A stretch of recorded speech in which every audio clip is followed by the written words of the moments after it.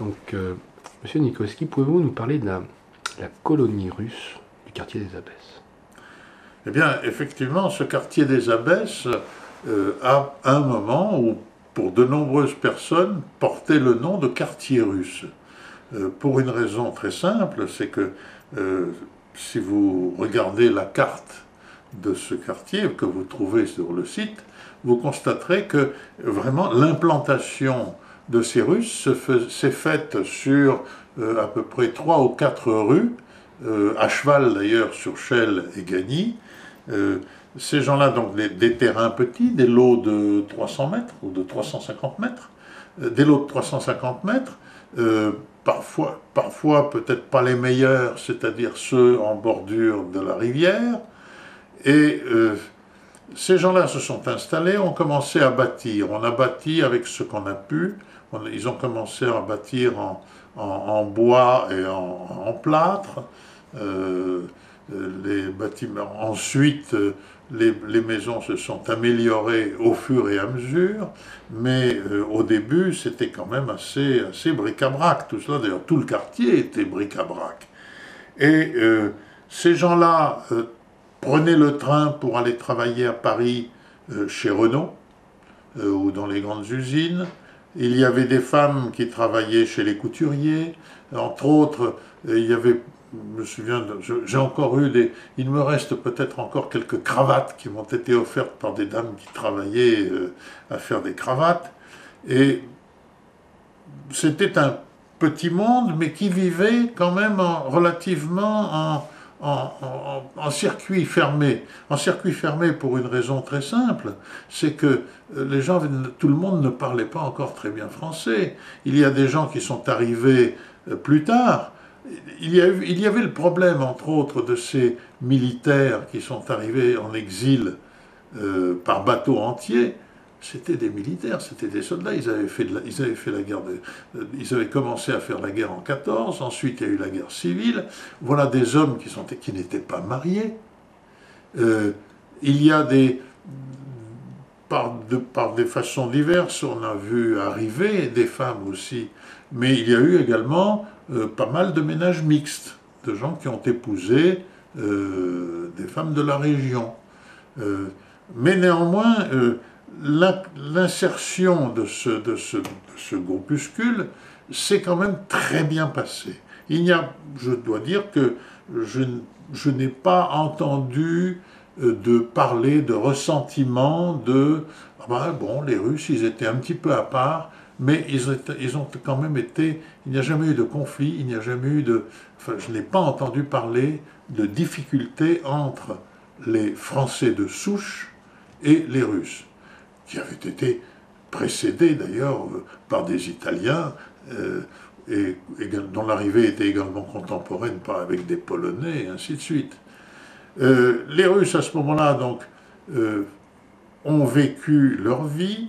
Euh, Comme ils sont orthodoxes, eh bien, on a commencé à fêter les fêtes religieuses, on s'est réunis,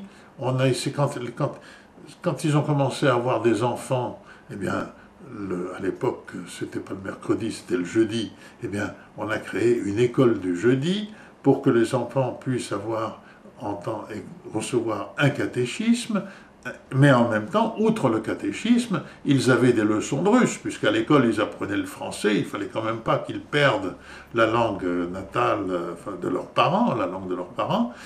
On leur a enseigné le russe, on leur a enseigné l'histoire russe, y compris dans cette histoire russe, les guerres napoléoniennes, où Napoléon est venu prendre Moscou, mettre le feu à Moscou, et a ensuite été ramenés par les armées russes qui en 1814 sont entrés par la porte de Pantin et ont pris Montmartre. Monsieur Nikoski, toujours sur l'implantation de la communauté russe dans le quartier des Abbesses, pouvez-vous nous décrire un petit peu la structure sociale de cette communauté? La structure sociale, d'abord, au point de vue, au niveau des classes, je pense que là, elles étaient quand même passablement effacées parce qu'ils étaient tous dans une situation matériellement difficile. On peut quand même noter qu'il y avait quelques personnalités, 2 ou 3 personnes venant de l'aristocratie, mais l'aristocratie, vous aviez par exemple un prince, vous me direz c'est une grande famille princière, mais vous aviez un prince Galitzine qui avait un taxi devant la gare de Chelles. Maintenant, cette vie, par contre, se déroulait autour d'un certain nombre de commerces, par exemple. Vous aviez dans le bâtiment, d'ailleurs le bâtiment lui-même est dû au talent d'un architecte russe, M. Migrabov, qui a construit un bâtiment de 3 étages qui existe toujours, qui témoigne un petit peu de l'influence constructiviste qui était à la mode à l'époque. Donc ce bâtiment de 3 étages que vous voyez à l'angle de l'avenue Albert Caillou et de l'avenue Sambre-et-Meuse, eh bien, dans la partie, là où il y a au niveau des boutiques, il y avait une épicerie, il y avait une quincaillerie russe. Plus haut, à l'extrémité de la rue de la Pépinière, il y avait une autre épicerie qui était tenue par des amis de mon épouse et dont la fille a été une de mes amies. Il y avait, bien entendu, alors là, les lieux de rencontre, c'était les cafés. Il y avait d'abord le café Marek, bien que Marek, si j'ai bien compris, c'était un Hongrois, sauf erreur. Mais enfin, entre réfugiés, on s'arrange. Le café Marek, qui avait beaucoup de cachets, qui était régulièrement fréquenté par M. Armand Lanoux, qui y a trouvé un certain charme. Et puis, il y avait le café Gromov, qui, depuis 2007, s'appelle Café Chantant. Eh bien, ce café était véritablement le centre de la vie sociale laïque. La vie sociale laïque et un petit peu la vie religieuse, parce que j'ai compris que certaines réunions paroissiales s'y tenaient, de la paroisse. Alors là, il faut que je vous dise un mot de la paroisse. Bien entendu, pour les Russes, surtout pour ces gens qui sont partis parce qu'ils étaient pourchassés pour leur religion par un régime athée, ont donc surtout cherché à vivre cette religion.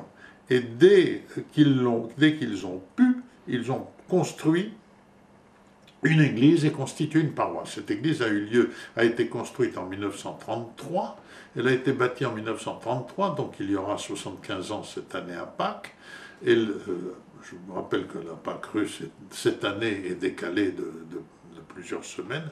Eh bien, elle a été construite d'abord avenue Sambre-et-Meuse, où elle est restée jusqu'en 1939. Les fêtes religieuses, c'est-à-dire Pâques, Noël, la fête patronale de Saint-Séraphin de Sarov qui tombe le 1er août, ça tombait bien, c'était en période plus ou moins de congé. Toutes les grandes fêtes, il y avait des réunions, les gens se réunissaient et outre l'aspect religieux de la chose, il y avait l'aspect purement social. Et puis, mon Dieu, les Russes ont quand même la mauvaise réputation de boire quelque peu. Il y avait de la vodka qu'on n'achetait pas. On allait chercher de l'alcool à 90 chez le pharmacien et on faisait ça. On l'a dilué pour faire les 45 degrés normaux, ou alors il y en avait qui distillaient aussi, mais enfin ça aboutissait parfois à quelques bagarres, ça aboutissait à des scandales. D'autre part, je vous avais dit tout à l'heure que les femmes étaient rares, et ben mon Dieu, il y a eu quelques cocufiages, comme dans tout groupe social, mon Dieu. Mais tout ça, ça se passait quand même, je dirais pas dans la bonne entente, mais enfin quand même dans une atmosphère très bonhomme.